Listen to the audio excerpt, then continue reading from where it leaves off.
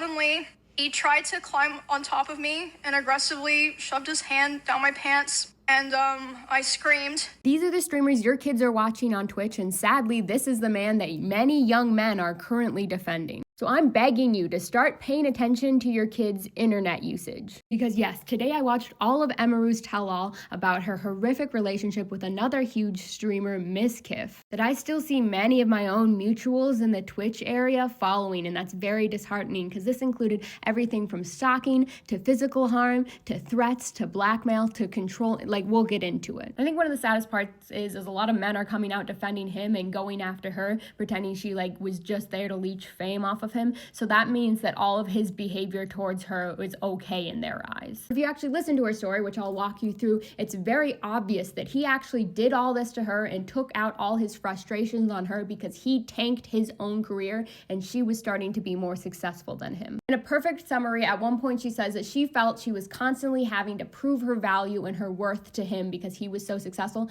but she always had to make sure she didn't outshine him or else he became violent. A typical story of an insecure male. But when they originally met, he was a super nice guy, right? She moved into his house because he was worried about her. He wanted her to be safe. He wanted to take care of her, and he wanted to help see her succeed. It is not uncommon for streamers to just move in together. They all usually have roommates because it's so dangerous. They pay to have security there, and that gets expensive. Then obviously a short time after she moved in, they started secretly dating. And she said a couple months in, he started randomly throwing things at her. And I'm not sure if it was a joke or he would say it was an accident, but he would throw water bottles, phones, and even once accidentally gave her a black eye. And interestingly enough, so far in all of his responses to everything, he has repeatedly accidentally admitted that most of this did happen. What she's saying is true, and his defense is that in response, she was also violent. She would throw back plushies or clothing. Which, you tell me which one of these you would rather have flying at your head. Most of us would agree that reactive harm is not the same thing, it's more of a self-defense situation. But then about a year into the relationship, his friend essays another streamer, Adriana Lee, and there's all these allegations that he's helped cover it up.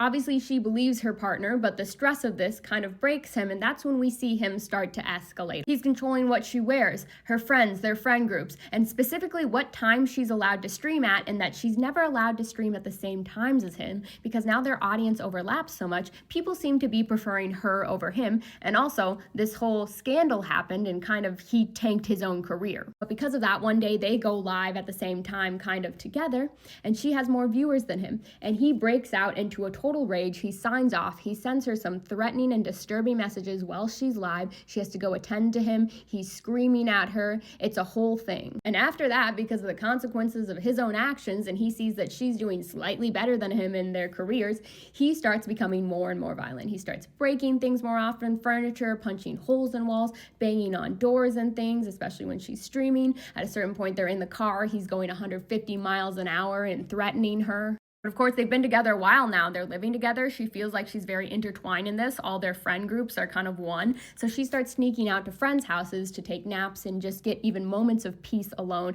But he finds her, he tracks her down. It's very scary. Now, luckily, she has friends now that are backing her up and confirming her stories here because they were starting to see it. And this is when she decides maybe if she moves out, right, they're separated a little, he will get better. And that's when the classic cycle of him begging her to come back, saying he's going to change, he'll go to therapy, etc., and her believing it starts, but eventually they do just break up. And after that, he comes over to the house because he wants to talk about it, right? Decompress, whatever, the classic breakup conversation. She's crying, and that's when he tries to essay her. And he quickly gets out of there. He realizes he's done something weird and wrong, and she doesn't tell anyone because she doesn't want to cause drama in the friend groups. But he keeps telling her over and over again, I never directly put my hands on you, so I never actually harmed you. Make sure you tell everybody that, which is not something a normal person who didn't harm you would keep pressing you to do. So after this, she's like, okay, our lives and friend groups are still very intertwined. We can stay friends here. We can be normal. But he continues to hate watch her streams,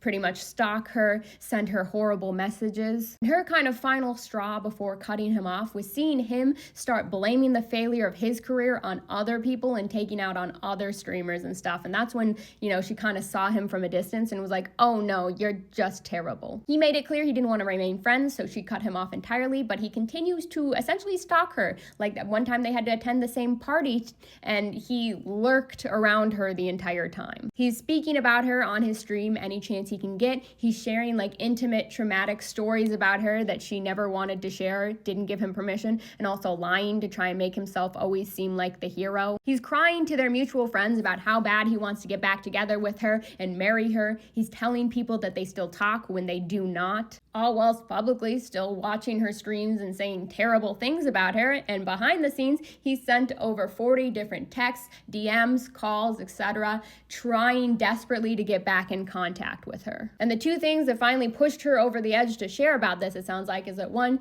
she heard that he was starting to do this to another girl, and two, he showed up to TwitchCon literally, what was that, last week, and threatened her team with fake blackmail that he made up if she ever spoke about him and everything he's done and been doing. And I just want to say, Emiru, we are all so friggin' proud of you for standing up here because, yeah, yikes. This man clearly deserves to be called out, but also every time he keeps opening his mouth in response to you, he's just kind of verifying everything you're saying.